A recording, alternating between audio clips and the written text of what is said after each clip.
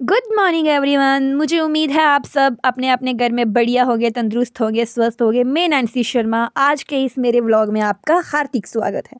तो गाइज़, मैं सुबह उठ के निकल पड़ी बाहर। बाहर देखा, बाहर बहुत ज़्यादा अंधेरा था। मुझे तो लगा मुझे गिद्दड़ बिल्ले चुक के ले जाएंगे, लेकिन ऐसा कुछ भी नहीं था। उन्होंने मुझे नहीं चुका।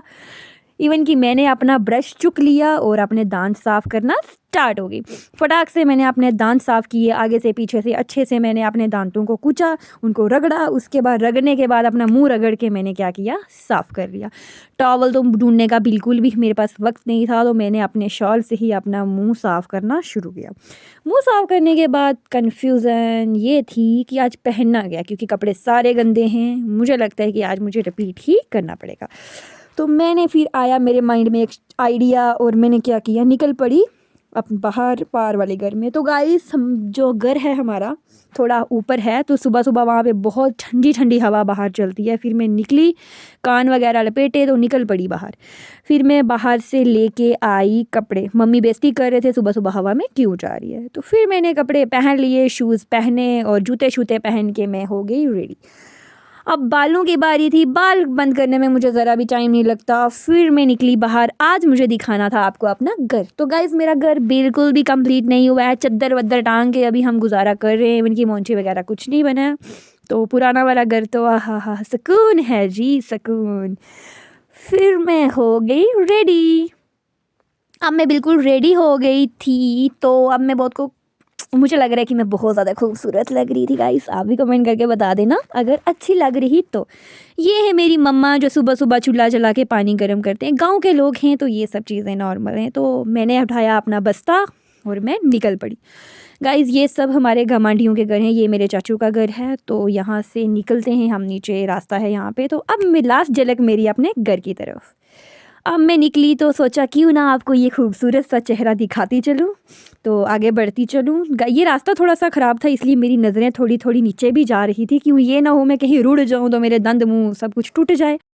अब बिल्कुल रोज़ की तरह मैंने अपने बाबा जी को किया प्रणाम, थोड़ी सी की दुआ। फिर पड़ी कॉलेज की झलक। कॉलेज तो इतना प्यारा लगता है सुबह सुबह की, इसकी वीडियो बनाए बिना तो मैं रह नहीं सकती कभी भी। तो ये तो रोज़ बताऊँ हमारे पड़ोसी हैं। तो गाइज़, ये रास्ता, ओहो जी, आगे थी सीढ़ियाँ। सीढ़ियाँ तो यहाँ पे मिनी हार्ट अटैक देती हैं बंदे को। गाइज़, 72 सीढ़ियाँ हैं जो मुझे नीचे की तरफ जानी है। ऊपर से तो ऐसे लगता है कि मैं अभी रुड़ जाऊँगी। फिर मैंने देखा शीशा, और शीशा देखते ही आगे से टपक पड़े भैया। अब ये घर इन्हीं का था, तो मैं थोड़ी सी अजीब सा फील कर रही थी, क्योंकि भैया ने मुझे देख लिया था। फिर मैंने बोला एटलीस्ट हेलो तो बोल के जाओ। तो लास्ट टाइम इन्होंने मुझे हाय बोल दिया। तो फिर मैं रोड की तरफ निकली। सामने है कॉलेज का गेट। तो आपको पता है कि ये एक रिस्ट्रिक्टेड एरिया है भाई साहब। ये अच्छी है, मैं यहाँ पे फ़ोन सुबह बंद होते हैं, सबमिट हो जाते हैं और शाम को मिलते हैं। फिर भी मैंने सोचा क्यों ना आपको कॉलेज दिखा दिया जाए। अब मैं निकल पड़ी, स्कूल से हो गई थी छुट्टी। अब मैं निकली बाज़ार। फिर मैं पहुंच गई बाज़ार। बाज़ार पहुंचते ही मैंने अपने फ़ोन को थोड़ा सा कर लिया टेढ़ा, क्योंकि मुझे पता था मैं इतनी फेमस हूँ, किसी ने देख लिया वीडियो बनाते तो सारे आ जाएंगे, मैम ऑटोग्राफ ऑटोग्राफ ऑटोग्राफ। तो मैं ऑटोग्राफ देने के बिल्कुल भी मूड में नहीं थी।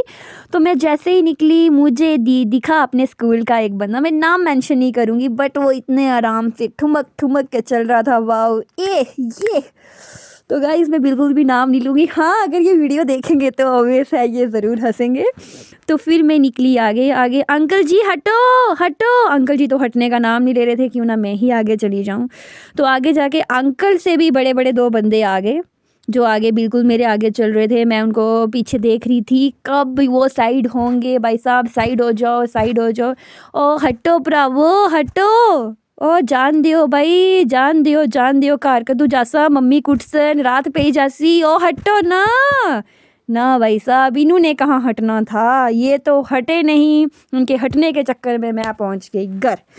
अब थोड़ा सा गए, बाज़ार से शॉपिंग वगैरह की। तो आगे मेरी प्यारी सी लड़की, मैंने बोला क्यों ना ये बाय कर दे। शर्मा रही थी बहुत ज़्यादा, तो ये चली गई अंदर।